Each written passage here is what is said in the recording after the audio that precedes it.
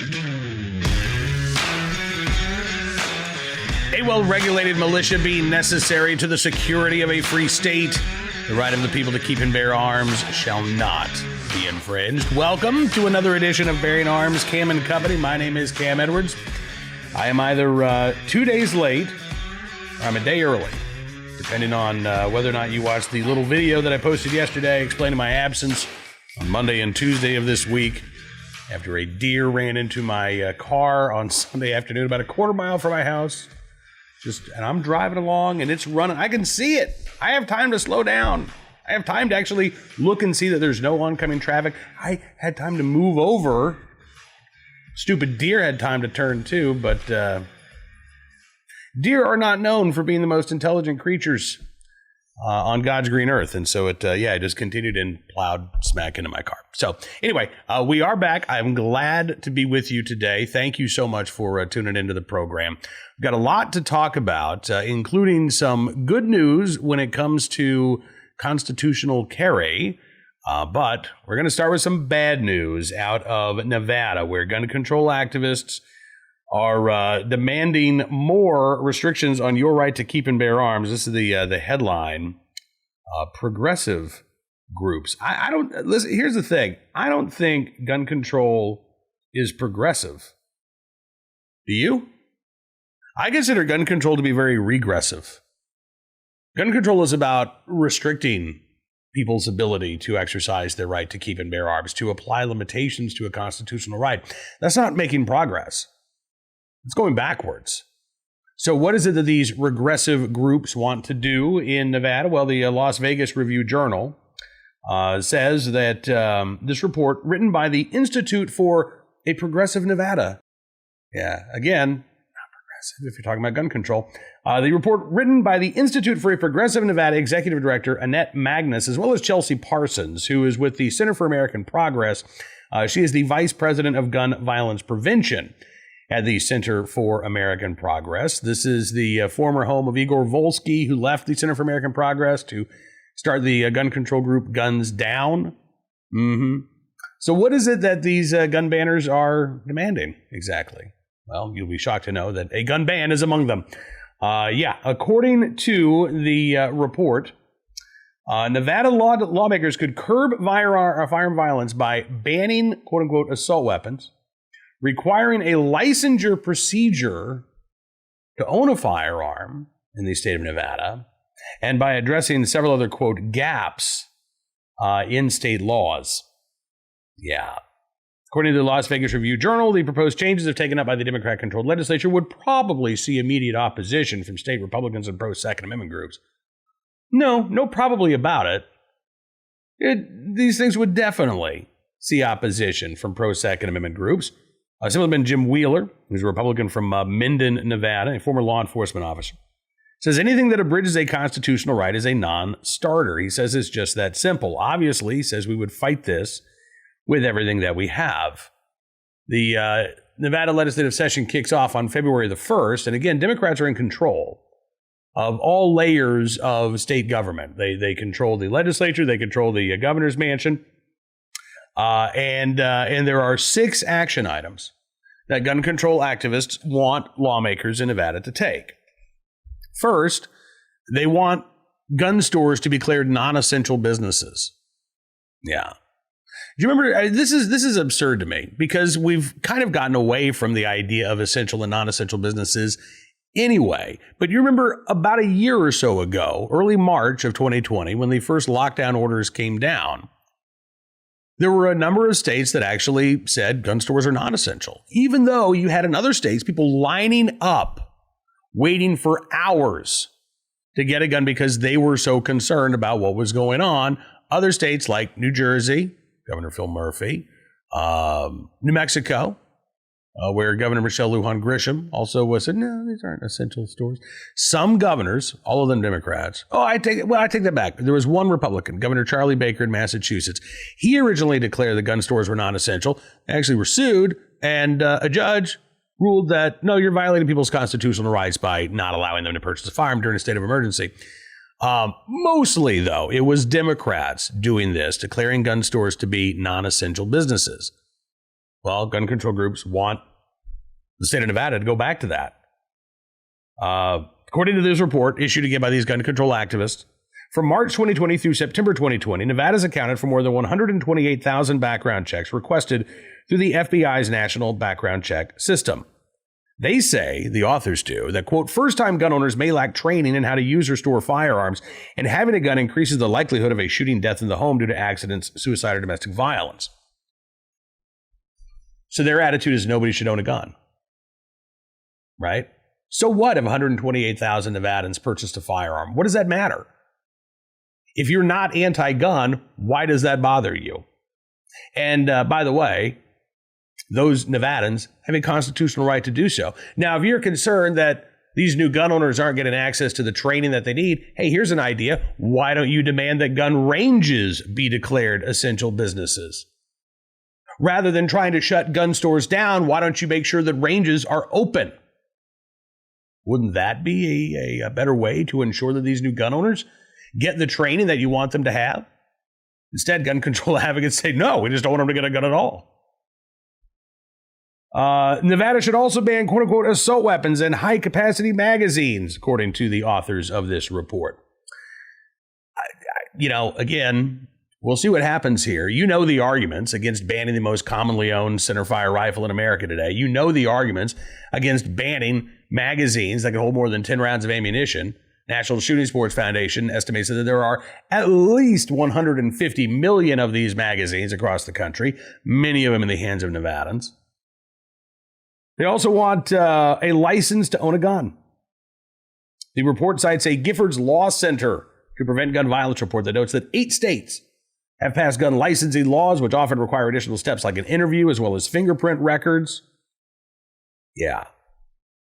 Here's the thing.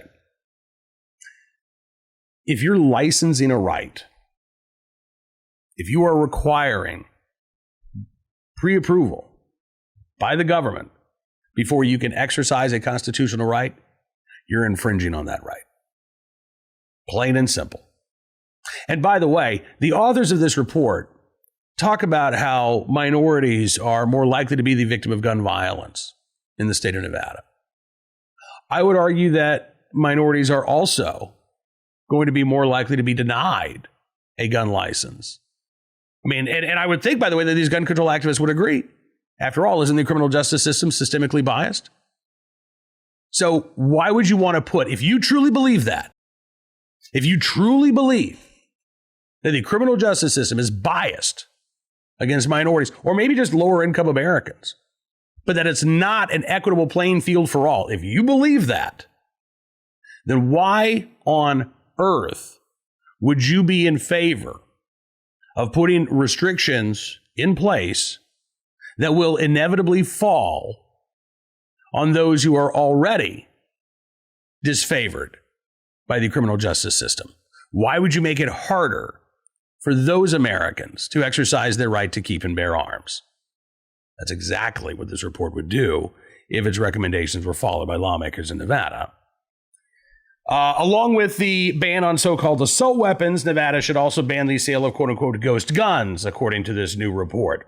As the Las Vegas Review-Journal describes it, partially disassembled gun kits that can be reassembled with little expertise and thus used to get around serial number tracing. That's not what a ghost gun is. It's not a partially disassembled gun kit that can be reassembled. A quote-unquote ghost gun, as used by gun control advocates, describes an unfinished firearm, an 80% frame and 80% receiver, something that is not finished that you can buy under federal law. And because it's not considered a firearm, you can then complete that firearm. You can finish building it yourself. And again, under federal law, as long as you are making that firearm and you're not selling it to somebody else, as long as it's maintaining in, you're maintaining possession of it, you're not required to serialize it under federal law. But again, gun control advocates want to try to ban things that aren't even firearms. First, they want to redefine these things that aren't firearms as firearms, and then they want to turn around and ban them. The report also recommends lawmakers should loosen the state's firearm preemption law, allowing localities to pass their own restrictive gun control measures that go far beyond what even Democratic lawmakers in the state capital of Nevada would do. It's Carson City, right? I think it's Carson City. Yeah. So there you go. There's the anti-gun wish list from Nevada. And by the way, this anti-gun wish list is likely the same for every state of the union. Whether or not gun control activists believe that they can get these agenda items enacted in states like Texas or Oklahoma or Missouri is something else entirely. But what do they want to do? This is what they want to do. They want to ban the most commonly sold rifle in America today. They want to ban the most commonly owned ammunition magazines in America today. They don't want you to be able to build your own firearm. They want to make that a crime. They want to require a license. And by the way, a very subjective process, right? It's not simply like getting a shall issue concealed carry license where you go, you pass the background check, you meet the statutory requirements. No. They want character references. They want to determine your suitability, not your legality. They want to determine whether or not they believe you are suitable to exercise a constitutional right. And if they decide that you're not suitable, then you don't get to legally own a gun. This is their agenda. To turn the right of the people to keep and bear arms into a privilege of the chosen few to own and possess the arms and ammunition that they will allow you to for now. Again, that turns a right on its head. And it's why, one of the many reasons why, the anti-gun legislative agenda of the quote-unquote progressives, of the regressives in Nevada should be fought every step of the way by Republicans in the state house. Now, I mentioned that's what's going on the bad side, right? That's what's going on with gun control groups. These are their agenda items, and they're pushing at the state level right now. But gun owners are pushing back. And one of the big to-do items for gun owners this year is constitutional carry. About 10 states, I think it's 9 states, have actually introduced constitutional carry legislation this year. Keep in mind, we already have 16 states around the country where if you can legally own a gun, you can legally carry it, no permit required. So the constitutional carry revolution well underway. And I wish I could say that every one of these states where the bill's been introduced, it's going to pass and it's going to become law. I don't know that that's the case. There are going to be some states like Ohio, for example, where a constitutional carry was just introduced, that might face a tougher climb. Even with a Republican-controlled legislature and a Republican governor, I think it's going to be a tough haul in Ohio. Utah, on the other hand, I think is going to get it done. On Tuesday, the Utah House passed constitutional carry. Every Democrat voting against it. 2 Republicans voting against the measure as well. But it did clear the House handily and now goes over to the Utah State Senate. So if there is, and I believe there are going to be multiple states, I really do. I think there are going to be multiple states that adopt constitutional carry this year, but just based on the legislative calendar and where this has started moving, it's probably going to be Utah. Montana's close behind. Montana has generally had permitless carry outside of incorporated areas anyway, but they've got a bill that would, in essence, bring permitless carry to the entire state. It would also do a couple of other things, remove a lot of gun-free zones. It would allow for campus carry for concealed carry holders. That's a sort of a bigger bill. It's not just a pure constitutional carry bill. It too is making progress, and it has the backing of the governor. So I expect that bill is going to be signed into law at some point this session. But if I had to make a bet, I would probably put my money on Utah being the first state this year to adopt constitutional carry now that bill is cleared out of the House chamber and it's over on the Senate side.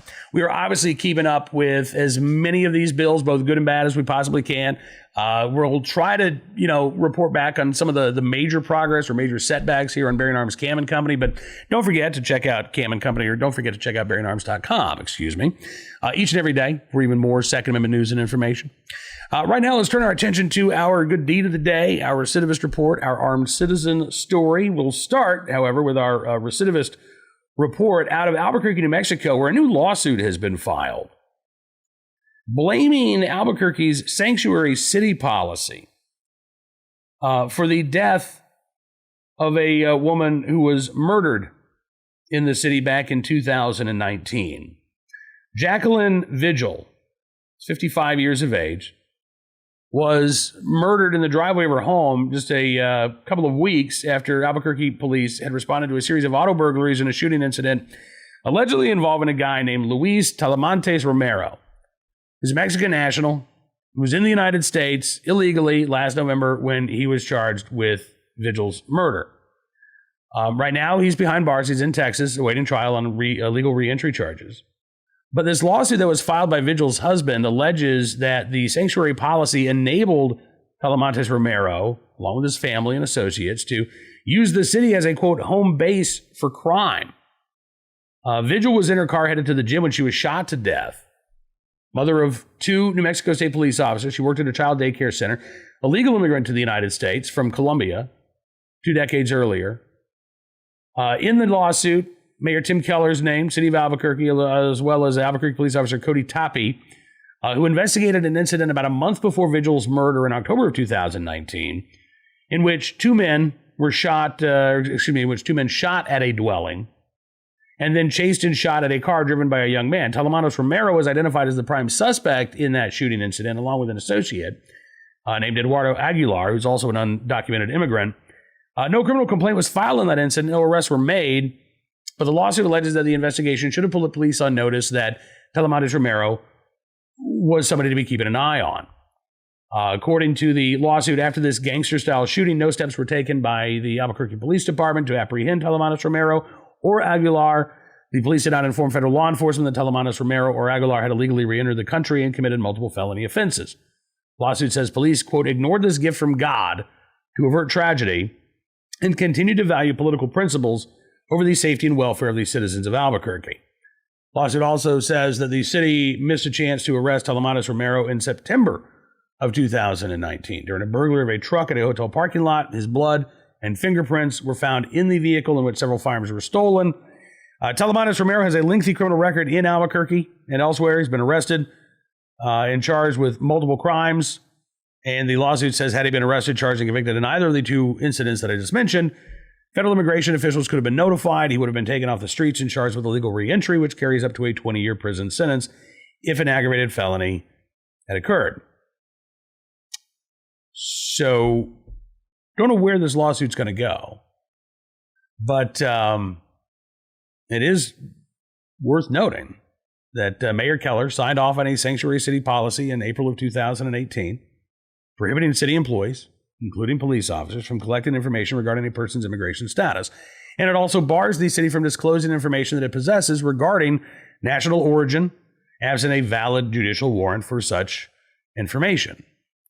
So I don't know, again, where this lawsuit's going, but it does sound to me like police could have at least informed DHS or ICE that, hey, you know what, there is somebody here who we know is in this country illegally. We don't have enough information to formally connect him to a crime. Although, again, fingerprints in a truck, you'd think they would.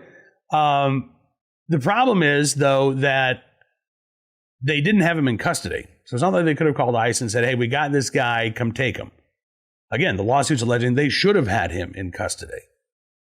Either way, we know that somebody with a lengthy criminal history in this country, illegally, and not for the first time, is now standing trial for the murder of a 55-year-old woman when he should not have been in this country. And if he was in this country, he should have been behind bars. All right, on to our armed citizen story of the day from Moss Point, Mississippi, where an investigation is underway after a home invasion on Sunday evening. This from WXXV TV in Moss Point, Mississippi. It was about 6:30 in the evening when police got a call on Sunday. Shots fired. Officers responded to that call. And after arriving, they found a man lying in the middle of the road. Male victim appeared to have been shot. He was pronounced dead on the scene. Police Chief Brandon Ashley says the deceased man and another individual had attempted to carry out an armed home invasion of a home in the area. The 2 men approached the door of the residence. They encountered the homeowner At least one of the two men fired a gun multiple times at the homeowner, striking the homeowner at least once, but the homeowner was armed as well and returned fire, striking at least one of the two intruders. That intruder, again, fatally wounded. The other ran away. Homeowner, thankfully, treated and released from the hospital for his wounds. Two suspects have yet to be identified. Authorities say the case will be presented to a grand jury for review, but at this point, the homeowner is not expected to face any charges. Finally, today, we've got our good deed of the day from New York Mills, New York, where a woman helped from her burning vehicle by an unknown passerby along with a New York Mills police officer and a firefighter after it caught fire in a head-on collision Monday afternoon. Cheryl Reed was driving down the road when she collided with a vehicle just before 4 o'clock in the afternoon. Reed was assisted out of her vehicle by police officer Christopher DeLong, firefighter Captain Joe Ropel, and an unknown male civilian. DeLong and the civilian carried Reed to the front porch of a nearby house where medical responders could treat her. According to Firehouse.com, both Reed and McNeil, the only occupants in their vehicles, they were both brought to a hospital and thankfully treated for non-life-threatening injuries. I know how scary that can be, and I'm glad that she's okay and in the right place at the right time, willing and able to do the right thing. I'm glad that the unknown civilian, as well as the police officer and firefighter from New York Mills, New York, in the right place at the right time and willing and able to do the right thing. That is going to do it for this edition of Bearing Arms Cam & Company. Thank you for being a part of the program. As always, don't forget you can subscribe at Town Hall Media. That way you'll never miss a program. Also, if you go to Rumble, Town Hall Media on YouTube, I should say. Not just like, where do I go to Town? Yeah, on YouTube, we're at Town Hall Media. To make it more confusing, on Rumble, we're at Bearing Arms Cam & Company. And on Apple Podcasts, Amazon Podcasts, Spotify, SoundCloud, Stitcher, we're Bearing Arms Cam & Company as well. Town Hall Media, you get more than just me. You get more than just Cam & Company. You get Brandon Morris. You get all kinds of good stuff. Brian Preston's putting up videos as well. So make sure you subscribe to Town Hall Media on YouTube or these other locations, and we'll see you back here tomorrow with more of the latest Second Amendment news and information from all across the nation. Until then, be well, be safe, and be free.